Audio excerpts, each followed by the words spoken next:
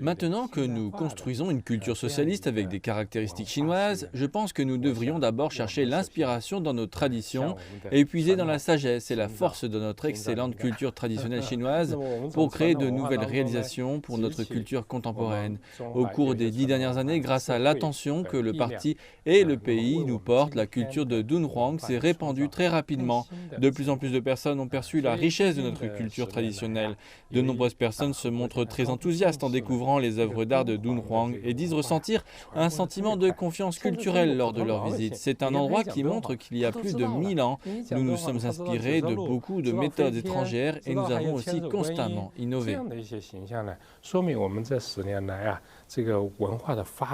Quel est, selon vous, le facteur le plus important pour présenter la culture de Dunhuang à un public international? Je me suis demandé pourquoi Dunhuang attirait autant d'étrangers. C'est parce que Dunhuang était une voie de transport importante sur la route de la soie. Il y a plus de 1000 ans, les cultures orientales et occidentales se sont rencontrées ici. La culture chinoise a continué à absorber les cultures étrangères et à se mélanger et coexister avec elles ici.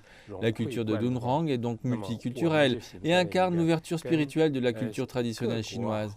En termes d'échange avec l'étranger, il nous faut souligner que la culture chinoise n'a jamais été fermée. Nous accueillons et absorbons les cultures étrangères avec un esprit ouvert. Dans le même temps, nous continuons à innover et à contribuer conjointement à la civilisation humaine. C'est l'esprit de la culture chinoise. La culture de Dunhuang parle au public étranger qui peut aussi y voir en même temps l'esprit de la Chine. Je pense que nous devons raconter les histoires de la Chine, faire entendre la voix de la Chine dans les échanges avec l'étranger et présenter une Chine crédible, attrayante et respectable.